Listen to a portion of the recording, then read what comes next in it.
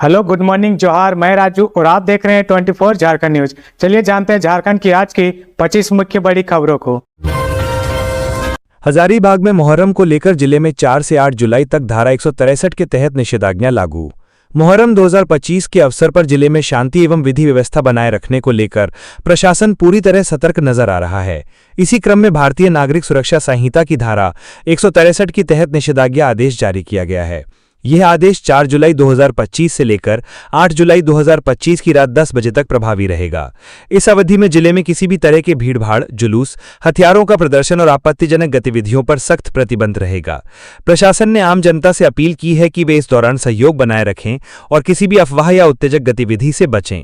उल्लंघन करने वालों के खिलाफ सख्त कार्रवाई की जाएगी। प्रशासन की ओर से साफ तौर पर कहा गया है कि कानून व्यवस्था बनाए रखना सभी की प्राथमिक जिम्मेदारी है और किसी भी प्रकार की लापरवाही बर्दाश्त नहीं की जाएगी। मनिया सम्मान योजना के लाभुकों के लिए खुशखबरी, चेक करें बैंक खाता, कभी भी पहुंच सकती है मई माह की राशि।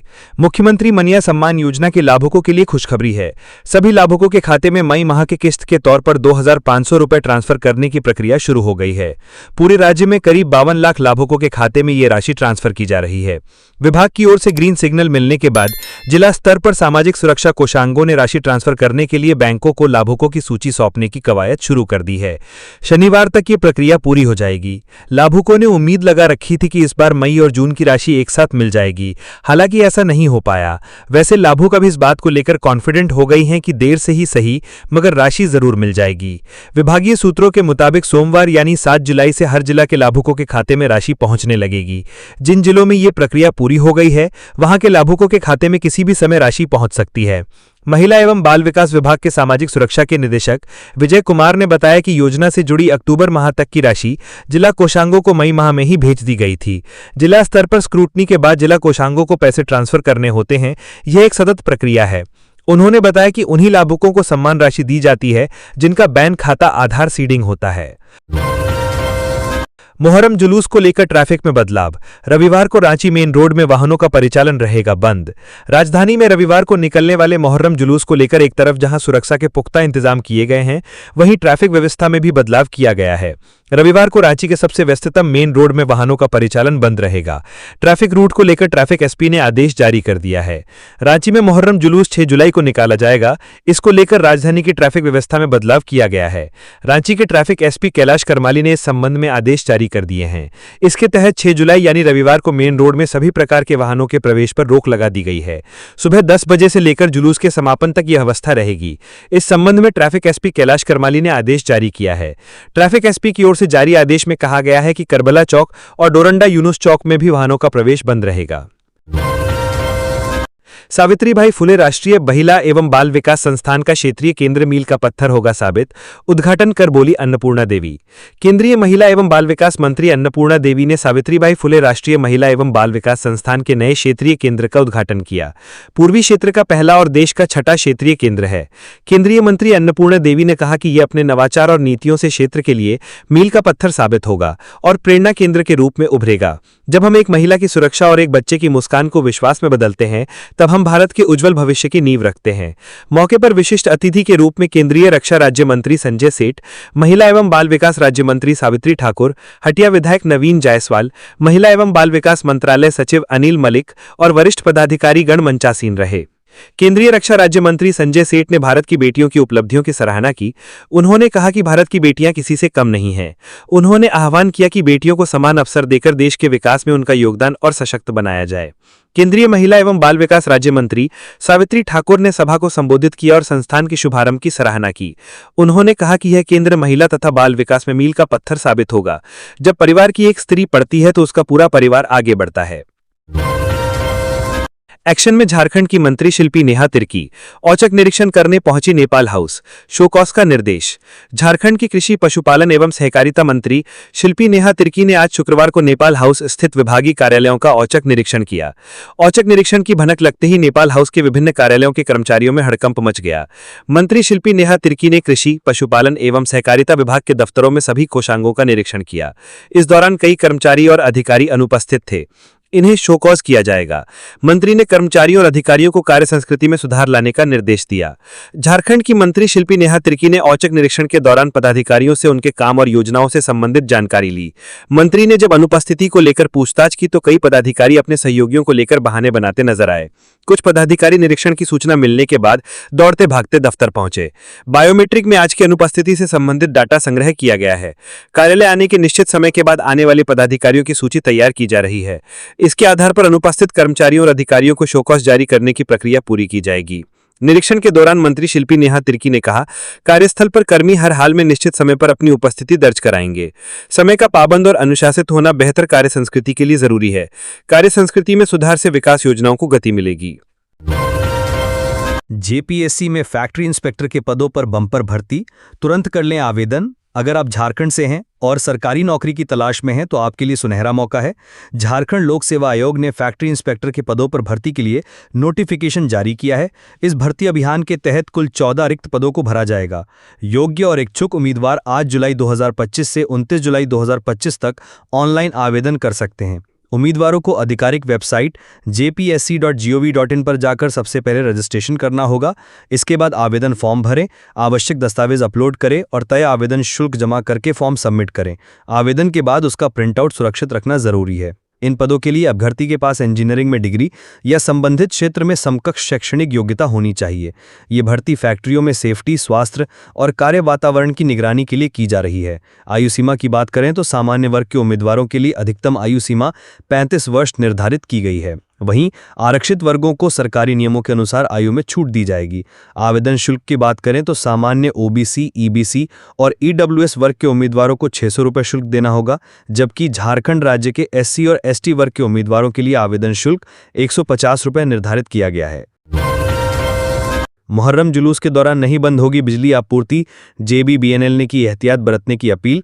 झारखंड में 6 जुलाई रविवार को मुहर्रम जुलूस के दौरान बिजली की आपूर्ति बंद नहीं होगी। इसे लेकर झारखंड बिजली वितरण निगम ने मुहर्रम जुलूस के आयोजकों व आम जनता से अपील की है, साथ ही नियमों का पालन करने का आग्रह किया है। रांची के अधीक्षण अभियंता डीएन साहू ने भी ये अपील जारी की है। मालूम हो कि मुहर्रम जुलूस में एहतियात बरतते हुए ताजिया वाहनों पर लगे साउंड सिस्टम व झांकियों की अधिकतम ऊंचाई अधिकतम 4 मीटर रखने की अपील की गई है। मुहर्रम जुलूस में निकलने वाले ताजिया वाहनों पर लगे डीजे व झांकियों की अधिकतम ऊंचाई 4 मीटर यानी 13 फीट तक सीमित हो।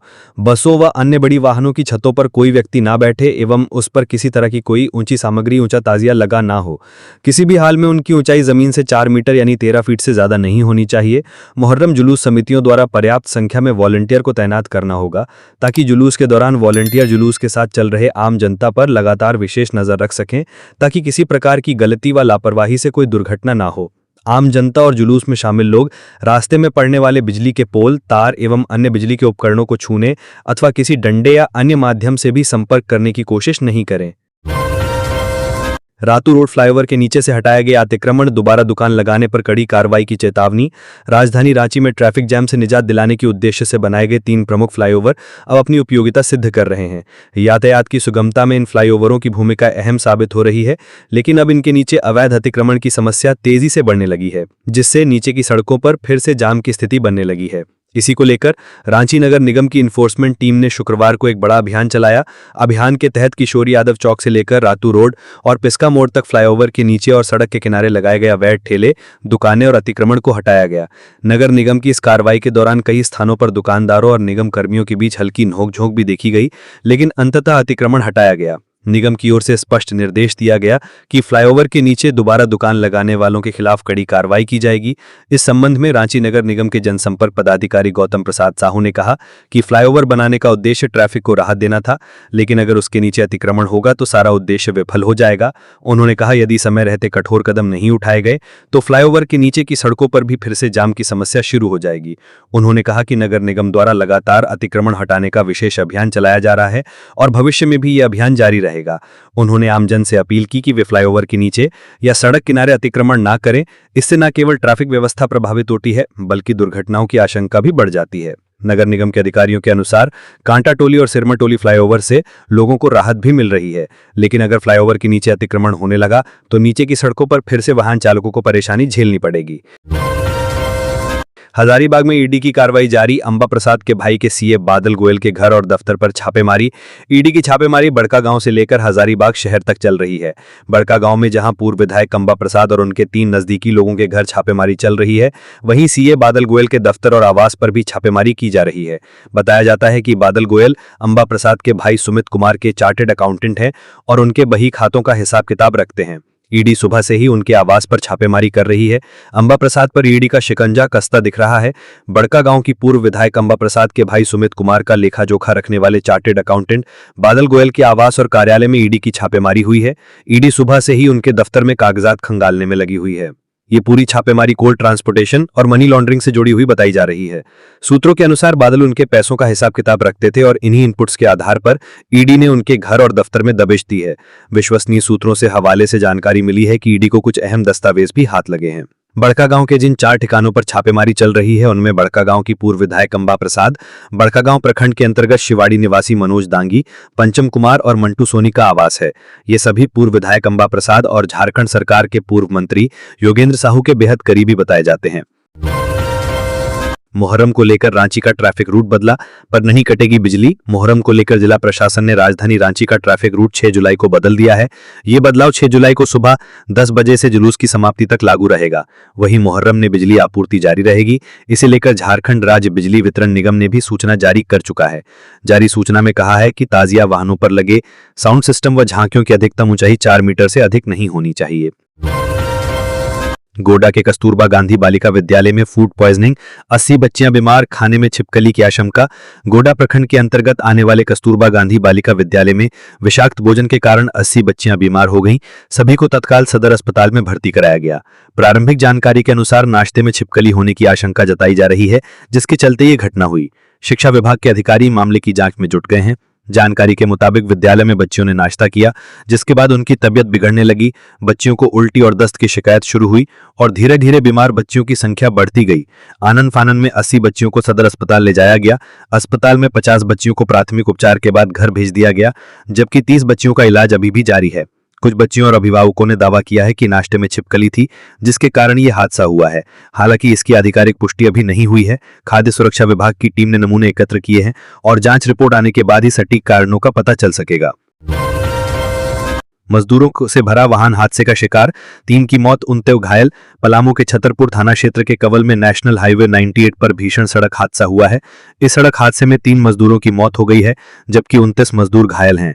गंभीर रूप से घायल 29 मजदूरों को इलाज के लिए रेफर किया गया है। सभी मजदूर धान की रोपनी के लिए बिहार के सासाराम जा रहे थे। मृतकों में से एक राजू भुइयां गढ़वा के चीना के सिकसिगा कला के रहने वाले थे। राजू को एमएमसीएच में मृत घोषित कर दिया गया है। दूसरे मृतक का नाम गुड्डू राम है, वो रंका थाना के कंचनपुर का रहने वाला था, जबकि तीसरे मृतक का नाम पूरन भुइयां है, वो रंका थाना के सिकसिगा गांव का रहने वाला था। सभी घायल गढ़वा के चीना के सिकसिगा और रंका के उदयपुरा के रहने वाले हैं। पुलिस से मिली जानकारी के मुताबिक गढ़वा के रंका और रमकांडा से मजदूरों का जत्था धान की रोपनी के लिए पिकअप पर सवार होकर शुक्रवार को बिहार जा रहा था। इसी क्रम में छतरपुर थाना क्षेत्र के कवल में पिकअप डिवाइडर से टकरा गई। डिवाइडर से टकराने के बाद पिकअप भीषण हादसे का शिकार हो गई। इस हादसे में 2 मजदूरों की मौत मौके पर ही हो गई, वहीं एक की मौत अस्पताल में हो गई, जबकि 29 से ज्यादा मजदूर गंभीर रूप से घायल हो गए हैं। घटना की जानकारी मिलने के बाद छतरपुर थाने की पुलिस मौके पर पहुंची। पिकअप पर 30 लोग सवार थे, जिनमें 5 बच्चे भी शामिल थे। जिले के सबसे बड़े अस्पताल में घायलों का इलाज चल रहा है। अस्पताल में बिजली न होने की वजह से डॉक्टर टॉर्च की रोशनी में घायलों का इलाज कर रहे हैं। पलामू में मैया सम्मान योजना के लाभुकों के लिए खुशखबरी, 3,49,000 महिलाओं के खाते में भेजी गई मई महीने की किश्त। पलामू में जिले के मैया सम्मान योजना के लाभुकों के लिए खुशखबरी है। पलामू की 3,49,800 महिलाओं के बैंक खाते में मई महीने की राशि भेज दी गई है। शुक्रवार के दोपहर के बाद से लाभुकों के बैंक खाते में पैसे पहुंचने शुरू हो गए हैं। सामाजिक सुरक्षा कोषांग की ओर से मैया सम्मान योजना की राशि को जिला कोषागार में भेजी गई थी। सभी लाभुकों के बैंक खाते में 2500 रुपए राशि दी जानी है। इससे पूर्व अप्रैल महीने की राशि जून में लाभुकों के बैंक खाते में भेजी गई थी। मैया सम्मान योजना के तहत महिला बाल विकास एवं सामाजिक सुरक्षा विभाग ने 559 करोड़ रुपए आवंटित किए थे। ये राशि 5 महीने की है। पलामू के सामाजिक सुरक्षा कोषांग के सहायक अध्यक्ष विक्रमानंद ने राशि भेजे जाने की पुष्टि की है। दरअसल पलामू के सामाजिक सुरक्षा कोषांग ने मैया सम्मान योजना के पोर्टल पर लाभुकों का डेटा डाउनलोड किया था। डेटा डाउनलोड करने के बाद सभी लाभुकों को राशि का भुगतान किया जा रहा है। आधार से लिंक बैंक खाते में लाभुकों को योजना की राशि भेजी जा रही है। जिन लाभुकों को बैंक खाता आधार से लिंक है और डीबीटी ऑप्शन ऑन है, उन लोगों के खाते में राशि मिलनी है। जून महीने में भी पलामू में 3,49,000 लाभुकों के खाते में योजना की राशि भेजी गई थी। दरअसल मार्च महीने में पलामू में 3,72,937 लाभुकों को राशि दी गई थी। बाद में कई लाभुकों का बैंक खाता आधार से नहीं जुड़ा पाया गया था, जबकि कई लाभुकों की उम्र अधिक हो गई थी। मार्च महीने में लाभुकों के बैंक खाते में एक साथ 3 महीने की राशि 7500 रुपए भेजी गई थी। रांची सदर अस्पताल में 5 जुलाई से शुरू होगी एमआरआई जांच। जानिए कितनी होगी फीस। रांची सदर अस्पताल की स्वास्थ्य सुविधाओं में लगातार इजाफा हो रहा है। यहां आने वाले लोगों को किफायती दरों पर गुणवत्तापूर्ण इलाज के साथ साथ जांच की सुविधाएं भी मुहैया कराई जा रही हैं। इसी कड़ी में एमआरआई जांच की सुविधा भी जुड़ गई है। 5 जुलाई से सदर अस्पताल में एमआरआई जांच शुरू हो जाएगी। मालूम है कि जांच के प्रकार के अनुसार इसकी कीमत भी तय कर दी गई है। जांच की न्यूनतम दर 1,622 रुपए रखी गई है। इधर राज्य के सबसे बड़े सरकारी अस्पताल रिम्स में 3 साल से एमआरआई जांच पूरी तरह बंद है। मशीन खराब है, जिससे मरीजों को जांच के लिए निजी सेंटर में जाना पड़ता है। वहीं रिम्स प्रशासन अभी एमआरआई मशीन मंगाने की प्रक्रिया में है। हाल ही में काफी मशक्कत के बाद निर्माता कंपनी को पैसा भेजा गया है। हालांकि मशीन आने और जांच शुरू होने में अभी 2-3 महीने लग सकते हैं। बता दें कि रिम्स में एमआरआई मशीन खराब होने के बाद सरकार की अधिकृत एजेंसी हेल्थ मैप निःशुल्क जांच कर रही थी। जांच के बाद जब हेल्थ मैप का पैसा रोक दिया गया तो एजेंसी ने जांच बंद कर दी। वहीं स्वास्थ्य मंत्री इरफान अंसारी ने एजेंसी को जांच करने का निर्देश दिया था, लेकिन रिम्स द्वारा बकाया पैसा का भुगतान नहीं करने पर निःशुल्क जांच अभी भी बंद है। ऐसे में सदर अस्पताल में एमआरआई जांच शुरू होने से रिम्स के मरीज अब वहां जांच करा पाएंगे। वहीं रिम्स ने कंपनी को 120 दिन का समय दिया है। रिम्स द्वारा कंपनी को लेटर ऑफ क्रेडिट जारी कर दिया गया है। RIMS PRO doctor Rajiv Ranjan ने बताया कि कंपनी को मशीन लगाने के लिए 120 दिन का समय दिया गया है।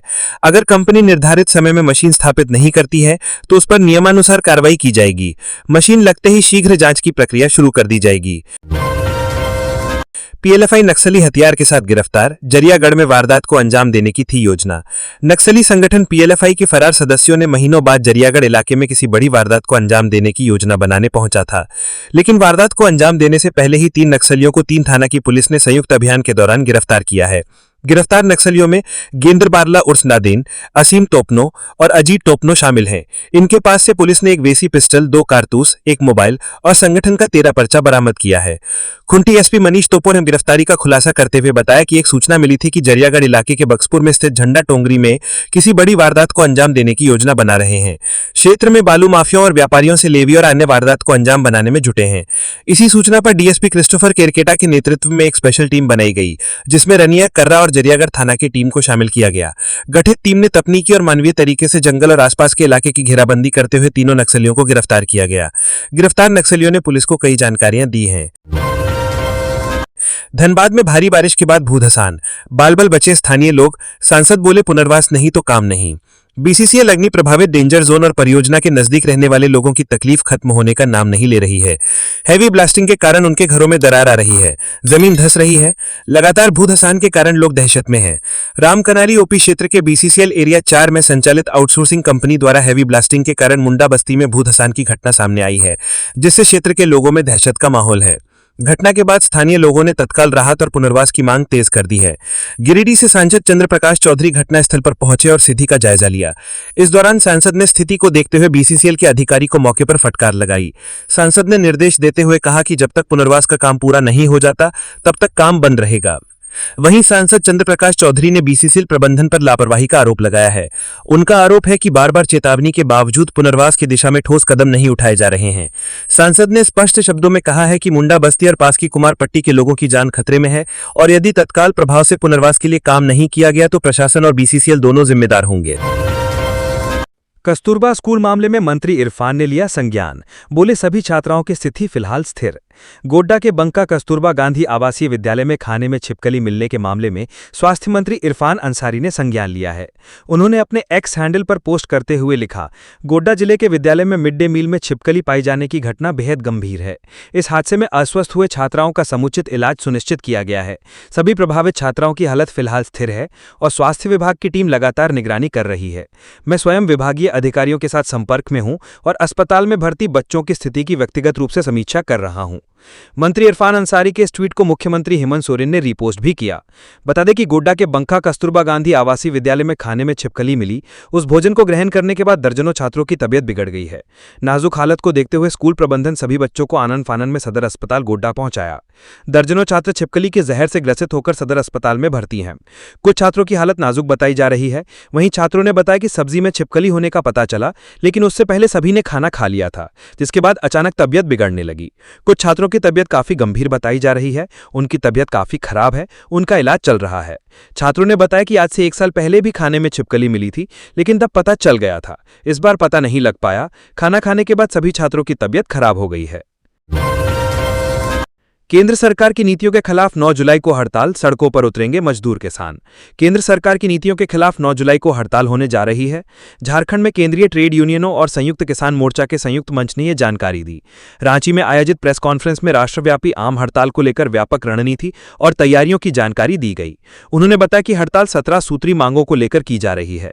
मांगों में मुख्य रूप से चारों श्रम संहिताओं की वापसी, 26,000 रुपये न्यूनतम वेतन, 9,000 रुपये न्यूनतम पेंशन, पुरानी पेंशन योजना की बहाली, महंगाई पर रोक, सार्वजनिक क्षेत्र का निजीकरण बंद, यूनियन अधिकारों की रक्षा, शिक्षा, स्वास्थ्य व पानी की सार्वजनिक गारंटी, बिजली के पास का विरोध और एमएसपी की गारंटी आदि मुद्दे शामिल हैं। संयुक्त मंच ने बताया कि 18 जून तक राज्य भर में हड़ताल के नोटिस जारी किए गए थे। 22 जून तक रांची, बोकारो, धनबाद, हजारीबाग, दुमका सहित कई जिलों में सम्मेलन कर कार्यान्वयन समितियों का गठन कर लिया गया। 23 जून से 7 जुलाई तक नुक्कड़ सभाएं, जनसंपर्क यात्राएं, कॉलोनियों और बस्तियों में प्रचार अभियान चलाया गया। संयुक्त मंच ने बताया कि 30 जून को हूल दिवस के अवसर पर श्रमिक संगठनों ने सिद्धू कान्हू की प्रतिमा पर माल्यार्पण कर श्रम कोड की प्रतियां जलाईं। 8 जुलाई को मशाल जुलूस और 9 जुलाई को राज्य व जिला मुख्यालयों पर पुतला दहन और ग्रामीण क्षेत्रों में सड़क जाम की योजना बनाई गई। चाईबासा में नक्सलियों की बड़ी साजिश नाकाम, 30 आईईडी बरामद। सुरक्षा बलों ने पश्चिमी सिंहभूम जिले में नक्सलियों की बड़ी साजिश को नाकाम कर दिया। एसपी राकेश रंजन को मिली गुप्त सूचना के आधार पर 30 आईईडी बरामद हुआ है। एसपी को शुक्रवार को सूचना मिली थी कि नक्सली संगठन भाकपा माओवादी ने टोकलू थाना व दलभंगा ओपी के सीमावर्ती जंगली पहाड़ी क्षेत्र में गोला बारूद छिपाकर रखा है, ताकि उनके विरुद्ध सुरक्षा बलों का अभियान रोकते हुए उन्हें हानि पहुंचाई जा सके। इसके बाद झारखंड जागुआर, सीआरपीएफ और एसएसबी के साथ एक संयुक्त अभियान दल का गठन कर जंगली और पहाड़ी क्षेत्र में सर्च अभियान प्रारंभ किया। इस दौरान सुरक्षा बलों ने 2-2 किलो के 30 आईईडी बरामद किया। नक्सली संगठन के शीर्ष नेता मिसिर बेसरा, अनमोल, मोचू, अनल, असीम मंडल, अजय महातो, अश्विन अपने दस्ता सदस्यों के साथ सरंडा व कोल्हान क्षेत्र में विध्वंसक गतिविधि के लिए भ्रमणशील हैं, जिसको लेकर सुरक्षा बलों द्वारा लगातार अभियान चलाया जा रहा है। इसी दौरान नक्सली संगठन के शीर्ष नेता अजय महातो अपने दस्ता के सदस्यों के साथ सरंडा क्षेत्र में भ्रमणशील होने की सूचना प्राप्त हुई थी। जेपीएससी की उत्तर पुस्तिकाओं की जांच राज्य सरकार से कराने की अनुशंसा। राजभवन ने जेपीएससी की उत्तर पुस्तिकाओं की जांच में अनियमितताओं के आरोपों पर राज्य सरकार से जांच कराने की अनुशंसा की है। इससे पहले पूर्व मुख्यमंत्री रघुवर दास ने राज्यपाल संतोष गंगवार से मिलकर जेपीएससी की मुख्य परीक्षा में अनियमितताओं के आरोप लगाए थे। राजभवन से पत्र मिलने के बाद कार्मिक और प्रशासनिक सुधार विभाग जेपीएससी से स्पष्टीकरण मांगेगा। आरोपों पर बिंदुवार जवाब मांगा जाएगा। वहीं जेपीएससी के अभ्यर्थियों ने भी आरोप लगाया है कि जेपीएससी ने परीक्षा संचालन नियमावली का उल्लंघन किया है। उत्तर पुस्तिकाओं की जांच में गड़बड़ी हुई है। व्याख्याता नियुक्ति को चुनौती देने वाली याचिका हाईकोर्ट ने खारिज कर दी है। झारखंड हाईकोर्ट ने शुक्रवार को वर्ष 2008 में हुई व्याख्याता नियुक्ति को चुनौती देने वाली याचिका को खारिज कर दिया है। नियुक्ति को मीरा कुमारी समेत 19 अभ्यर्थियों ने याचिका दायर कर चुनौती दी थी। हाईकोर्ट के न्यायाधीश जस्टिस दीपक रोशन की अदालत में इस मामले की सुनवाई हुई। पूर्व में सुनवाई करते हुए हाईकोर्ट ने सभी पक्षों को सुनने के बाद अपना फैसला सुरक्षित रख लिया था। प्रार्थियों ने अपनी याचिका में कहा था कि वर्ष 2008 में जेपीएससी ने जिन अभ्यर्थियों की नियुक्ति की अनुशंसा की थी उसमें गड़बड़ी हुई थी, इसलिए नियुक्ति को निरस्त किया जाना चाहिए, लेकिन हाईकोर्ट ने यह आग्रह ठुकरा दिया। जेपीएससी की ओर से अधिवक्ता संजय पिपरावाल और प्रिंस कुमार ने पक्ष रखा। बैंक गारंटी और ब्याज पर एसबीआई का पक्ष दुल्हा को सुनेगी संसदीय समिति। विशेष संवाददाता एचईसी के पुनरुद्धार के लिए गठित संसदीय कमेटी बैंक गारंटी और ब्याज के मामले पर स्टेट बैंक ऑफ इंडिया के प्रतिनिधियों के साथ बैठक करेगी। 16 जुलाई को होने वाली इस बैठक में एसबीआई के अधिकारियों को दिल्ली बुलाया गया है। बैंक से एचईसी की बैंक गारंटी और ब्याज के मामले में बैंक किस तरह एचईसी को सहयोग कर सकता है, इस पर विस्तृत चर्चा करेगी। उधर एचईसी की मान्यता प्राप्त हटिया प्रोजेक्ट वर्कर्स यूनियन ने एचईसी के सप्लाई श्रमिकों से काम पर लौटने की अपील की है। यूनियन के महामंत्री लीलाधर सिंह ने कहा कि सप्लाई श्रमिकों की मांगे पहले ही वार्ता कर पूरी की गई हैं। भविष्य में भी यूनियन उनकी मांगे पूरी कराएगी। सप्लाई श्रमिकों को गुमराह किया जा रहा है। फिलहाल जरूरत एचईसी में उत्पादन बढ़ाने की है। रिवाइवल के लिए प्रयास किया जा रहा है। ऐसे में थोड़ी सी भी चूक से कंपनी और यहां के कर्मचारी परेशानी में पड़ सकते हैं। ठेका श्रमिकों की मांगे जायज। लालदेव भट्टी डामगा यूनियन के उपाध्यक्ष लालदेव सिंह ने ठेका श्रमिकों की मांगे जायज बताई हैं। उन्होंने कहा है कि ठेका श्रमिकों से कई तरह की अंडरटेकिंग मांगी जा रही हैं। उन्हें रविवार का वेतन नहीं दिया जाएगा। सभी तरह की छुट्टियां भी बंद कर दी जाएंगी। ठेका श्रमिक कोई नई मांग नहीं कर रहे हैं, पूर्व से जारी व्यवस्था को जारी रखने की बात कह रहे हैं। एचईसी के मामले पर संसदीय समिति का फैसला अंतिम नहीं होगा। समिति अपनी अनुशंसा सरकार को देगी। सरकार इसे मान भी सकती है और नहीं भी। पलामू में हाईवे कंस्ट्रक्शन साइट पर अज्ञात अपराधियों ने की फायरिंग, मजदूर को लगी गोली। पलामू के नेशनल हाईवे 39 के निर्माण स्थल पर शुक्रवार सुबह एक सनसनीखेज वारदात घटी। बाइक सवार अज्ञात अपराधियों ने 4 लेन निर्माण कार्यस्थल पर पहुंचकर अंधाधुंध फायरिंग की। इस हमले में एक मजदूर के कमर में गोली लग गई है। घायल मजदूर का इलाज के लिए एक निजी अस्पताल में भर्ती कराया गया है। यह घटना पलामू जिले के सदर थाना क्षेत्र के सिंगरा खुर्द इलाके में सुबह 5:30 बजे घटी। मिली जानकारी के अनुसार जब मजदूर अपने टेंट में सो रहे थे तभी 2 बाइक सवार बदमाश वहां पहुंचे और फायरिंग शुरू कर दी। गोली लगने से घायल मजदूर की पहचान विक्रम नामक युवक के रूप में हुई है, जो कि सदबरवा का रहने वाला है। अपराधियों ने मौके पर कई राउंड हवाई फायरिंग भी की और फिर फरार हो गए। घटना की सूचना मिलते ही सदर थाना की पुलिस टीम मौके पर पहुंची और जांच शुरू कर दी है। पुलिस आसपास लगे सीसीटीवी कैमरे की फुटेज खंगाल रही है और कई संभावित बिंदुओं पर जांच जारी है। सदर थाना प्रभारी संतोष कुमार गुप्ता ने घटना की पुष्टि करते हुए कहा कि मामला गंभीर है और पुलिस सभी पहलुओं पर जांच कर रही है। जिस जगह यह हमला हुआ वहां फॉलोअर निर्माण का काम चल रहा है और मजदूर उसी के नीचे अस्थायी टेंट में रहते हैं। फिलहाल पुलिस हमलावरों की पहचान और गिरफ्तारी के लिए लगातार छापेमारी कर रही है। पलामू के मेदनी राय मेडिकल कॉलेज में 40 मिनट तक अंधेरे में हुआ घायलों का इलाज, टेक्नीशियन फोन पर करता रहा गप। छतरपुर इलाके में शुक्रवार शाम एक भीषण सड़क हादसा हुआ जिसमें 3 लोगों की मौत हो गई और 29 लोग गंभीर रूप से घायल हो गए। घायलों में करीब आधा दर्जन बच्चे भी शामिल हैं। सभी घायलों को प्राथमिक उपचार के लिए छतरपुर अनुमंडलीय अस्पताल ले जाया गया, जहां से उन्हें Medini Rai medical college and hospital refer किया गया। Medini Rai medical college and hospital में करीब 40 मिनट तक अंधेरे में घायलों का इलाज किया गया। इस दौरान गंभीर रूप से जख्मी मरीजों के घावों की सिलाई और अन्य चिकित्सा सहायता मोबाइल टॉर्च और आपातकालीन लाइट की मदद से की गई। अस्पताल में बिजली गुल होने का कारण टेक्नीशियन की लापरवाही थी।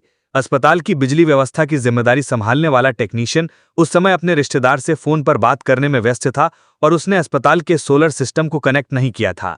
Medni Rai medical college and hospital के सुपरिंटेंडेंट डॉक्टर अजय कुमार ने बताया कि बिजली जाने के बाद मैनेजर और अन्य डॉक्टर लगातार टेक्नीशियन को कॉल कर रहे थे, लेकिन वह रिश्तेदार से बात करने में मशगूल था। उन्होंने कहा टेक्नीशियन ने सोलर सिस्टम को अस्पताल की बिजली व्यवस्था से जोड़ने में लापरवाही बरती। इस मामले में टेक्नीशियन से शो कॉज मांगा जाएगा और उसकी बर्खास्तगी की प्रक्रिया शुरू की जाएगी। ये घटना पलामू के सबसे बड़े रेफरल अस्पताल की बदहाल व्यवस्था को उजागर करती है। गंभीर सड़क हादसे के बाद घायलों को समय पर उचित इलाज न मिलना और टेक्नीशियन की लापरवाही ने अस्पताल प्रशासन की कार्यप्रणाली पर सवाल खड़े किए हैं। स्थानीय लोग इस घटना से आक्रोशित हैं और अस्पताल में बुनियादी सुविधाओं को दुरुस्त करने की मांग कर रहे हैं। पीएम आवास योजना वर्टिकल 4 अधूरे मकानों को लेकर अधिकारियों की सख्ती, हर दिन की जाएगी फील्ड निगरानी। रांची नगर निगम क्षेत्र में प्रधानमंत्री आवास योजना शहरी के तहत चल रहे वर्टिकल 4 के निर्माण कार्यों की रफ्तार अब प्रशासन की खास निगरानी में है। निगम के उप प्रशासक गौतम प्रसाद साहू ने स्पष्ट किया है कि जो लाभुक अब भी घरों के निर्माण में रुचि नहीं दिखा रहे हैं, उन्हें व्यक्तिगत रूप से प्रेरित किया जाएगा और जरूरत पड़ी तो विकल्पों पर भी विचार होगा। शुक्रवार को नगर निगम सभागार में हुई समीक्षा बैठक के बाद उप प्रशासक ने बताया कि वर्टिकल 4 के तहत लगभग 90% मकानों का निर्माण कार्य पूरा हो चुका है, लेकिन शेष कार्यों में अब तक अपेक्षित गति नहीं आ पाई है। हम रोज फील्ड विजिट कर ये देखेंगे कि कहां निर्माण कार्य लंबित हैं और इसका क्या कारण है। जिन लाभुकों ने अब तक काम शुरू नहीं किया है उनसे सीधे संवाद कर काम शुरू करवाया जाएगा। गौरतलब है कि प्रधानमंत्री आवास योजना के तहत वर्टिकल 4 में ऐसे लाभुक शामिल हैं जिन्हें जमीन उपलब्ध है, लेकिन निर्माण की जिम्मेदारी स्वयं लाभुकों की होती है। ऐसे में कई मामलों में आर्थिक परेशानी या जागरूकता की कमी के कारण निर्माण कार्य अधर में लटक जाता है। उप प्रशासक ने यह भी कहा कि जिन लाभुकों के घर बनकर तैयार हो गए हैं उन्हें बकाया किस्त का भुगतान तुरंत किया जाएगा ताकि उन्हें आर्थिक राहत मिल सके। कई लाभुक ऐसे हैं जिन्होंने अपनी ओर से मेहनत कर मकान बनवाया है, अब हमारी जिम्मेदारी है कि उन्हें उनकी राशि समय पर मिले। समीक्षा बैठक में यह भी तय किया गया कि पीएमएवाई शाखा की टीम अब प्रतिदिन फील्ड विजिट करेगी और हर दिन की प्रगति रिपोर्ट निगम कार्यालय को दी जाएगी। इससे जमीनी कार्यों की रफ्तार बढ़ने की उम्मीद है। महिला पंचायत जनप्रतिनिधि को प्रशिक्षित करने में जुटी सरकार, सशक्त और आत्मनिर्भर बनाना उद्देश्य। आमतौर पर महिला मुखिया अपने पति के भरोसे सरकारी कामकाज करती हैं, जिस वजह से उनके पति को उस क्षेत्र के लोग एमपी कहकर पुकारते हैं। इससे निजात दिलाने के लिए पंचायती राज विभाग ने बड़ी पहल की है, जिसके तहत अब मुखिया पति यानी एमपी के भरोसे नहीं बल्कि खुद अपने बल पर पंचायतों की निर्वाचित महिला जनप्रतिनिधि काम करेंगी। रांची स्थित केंद्रीय प्रशिक्षण संस्थान में राज्य की सभी महिला निर्वाचित जनप्रतिनिधियों को पंचायती राज विभाग में प्रशिक्षण देने में जुटा है। पंचायत नेत्री अभियान कार्यक्रम के तहत इस विशेष प्रशिक्षण की शुरुआत शुक्रवार 4 जुलाई को राज्य की ग्रामीण विकास सह पंचायती राज मंत्री दीपिका पांडे सिंह ने की। इस मौके पर पंचायती राज विभाग के निदेशक बी राजेश्वरी, मास्टर ट्रेनर और प्रशिक्षक सहित बड़ी संख्या में लोग इस कार्यक्रम के उपस्थित थे।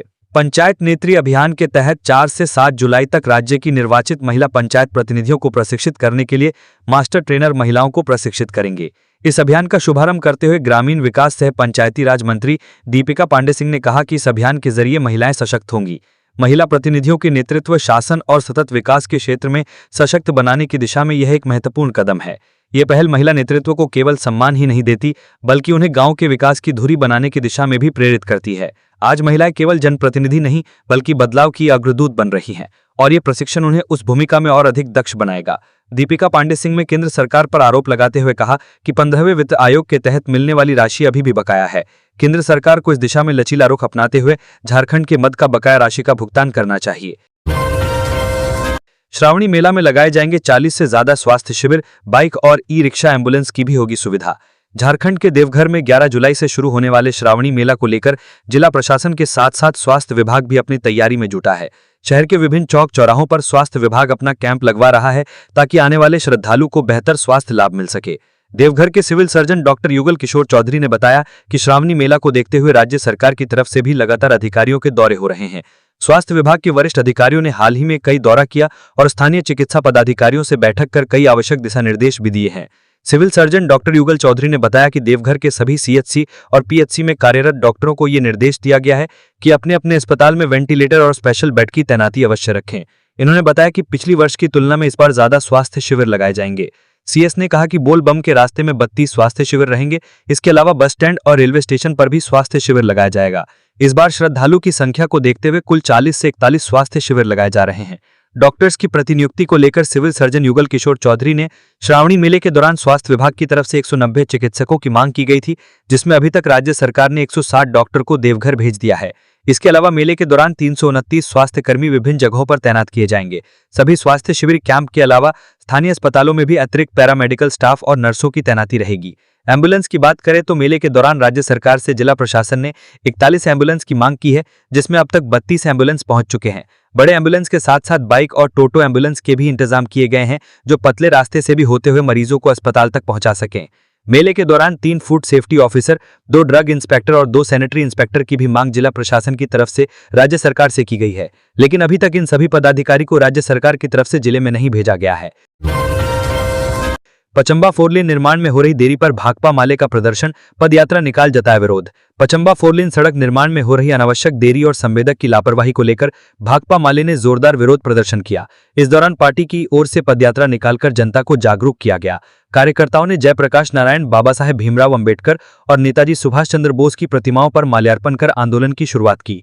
माले कार्यकर्ता झंडा मैदान में एकत्र हुए और वहां से झंडा बैनर एवं नारेबाजी करते हुए जयप्रकाश नारायण चौक पहुंचे। माल्यार्पण के बाद पदयात्रा पचम्बा की ओर बढ़ी। यात्रा का प्रथम चरण फॉरेस्ट ऑफिस तक चला और आगामी दिनों में यह कल्याणडीह तक विस्तारित की जाएगी। माली जिला कमेटी सदस्य राजेश सिन्हा और कन्हाई पांडे ने स्पष्ट रूप से कहा कि यदि 1 माह के भीतर सड़क निर्माण कार्य शुरू नहीं किया गया तो माले व्यापक आंदोलन के लिए बाध्य होगी। नेताओं ने सवाल उठाया कि जब संवेदक को सड़क बनानी ही नहीं थी तो गड्ढा क्यों किया गया। उन्होंने संवेदक को तत्काल ब्लैकलिस्ट करने की मांग की और जिला प्रशासन एवं जनप्रतिनिधियों से मामले का संज्ञान लेने की अपील की। समान काम के लिए समान वेतन की मांग हुई तेज, झारखंड ऊर्जा विकास श्रमिक संघ ने सौंपा ज्ञापन। राजधानी रांची में समान काम के लिए समान वेतन की मांग तेज होती जा रही है। झारखंड उच्च न्यायालय द्वारा बीते 1 जुलाई को पारित आदेश के बाद झारखंड ऊर्जा विकास श्रमिक संघ ने झारखंड ऊर्जा विकास निगम लिमिटेड के अध्यक्ष सह प्रबंध निदेशक के नाम एक विस्तृत ज्ञापन सौंपा। ये ज्ञापन निगम के अंतर्गत कार्यरत आउटसोर्स कर्मचारियों को न्यूनतम वेतनमान और समान कार्य के लिए समान वेतन सुनिश्चित करने की मांगों को लेकर सौंपा गया। संघ के अध्यक्ष अजय राय ने बताया कि झारखंड ऊर्जा विकास निगम में वर्षों से कार्यरत तकनीकी और गैर तकनीकी श्रमिकों को अब तक न तो न्यूनतम वेतनमान मिल रहा है और न ही संविधान प्रदत्त समान कार्य के लिए समान वेतन के सिद्धांत का पालन हो रहा है। इन्होंने इसे न्यायालय की भावना और सामाजिक न्याय के सिद्धांतों के विरुद्ध बताया है। ज्ञापन में झारखंड ऊर्जा विकास श्रमिक संघ ने मुख्यतः 6 मांगे रखी हैं। इसके तहत समान काम का समान वेतन लागू करते हुए न्यूनतम वेतनमान और 2017 से एरियर का तत्काल भुगतान करने की मांग की गई है। इसके अलावा स्थायी और संविदक कर्मियों के बीच वेतन समानता, भविष्य की बहालियों में एजेंसी कर्मियों को प्राथमिकता एवं आयु छूट, सभी एजेंसियों को राज्य अधिसूचित न्यूनतम वेतन का पालन कराने के लिए लिखित आदेश, एक स्वतंत्र निगरानी समिति के गठन की मांग की गई है। खूंटी में जान जोखिम में डल स्कूली बच्चे पार कर रहे टूटा पुल, कभी भी हो सकता है बड़ा हादसा। खूंटी सिमडेगा मुख्य पथ पर पेलोल गांव के पास बनई नदी पर बना पुल 19 जून की सुबह तेज बारिश में धंस गया था।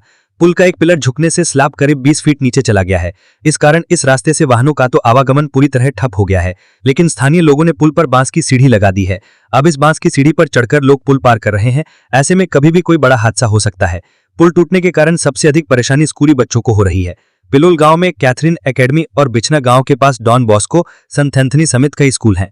इन स्कूलों में कई गांव के बच्चे पढ़ते हैं। कैथरीन एकेडमी में सुनगी, रोड़ो, अंगराबाड़ी, बिछना, जापूत, गंभरिया जैसे गांवों से बच्चे आते हैं। हालांकि पुल धंसने के बाद वैकल्पिक मार्ग कुंजला जुरदाग अंगाबाड़ी पथ है। ये रास्ता ठीक है, लेकिन 1 किलोमीटर की सिंगल सड़क होने से परेशानी होती है। पुल का मरम्मत कार्य शुरू नहीं होने और अब तक डायवर्जन नहीं बनने से स्थानीय लोगों में जिला प्रशासन और पथ निर्माण विभाग के खिलाफ भारी रोष है। लंबी दूरी की गाड़ियों और भारी वाहनों को भी दिक्कत हो रही है। आसपास के दर्जनों गांव के लोग परेशान हैं। पुल टूटने से जनजीवन बुरी तरह प्रभावित हो गया है। तो ये थी आज की झारखंड की टॉप बड़ी खबरें। इसी तरह झारखंड की हर छोटी सी बड़ी खबर देखने के लिए आप हमारे चैनल 24 झारखंड न्यूज को सब्सक्राइब करके बेल आइकन प्रेस कर ले, जिससे झारखंड की हर छोटी सी बड़ी खबर की अपडेट आप तक पहुंचता रहे। तो आज के लिए बस इतना ही। हमें दीजिए इजाजत, फिर मिलते हैं नेक्स्ट न्यूज में।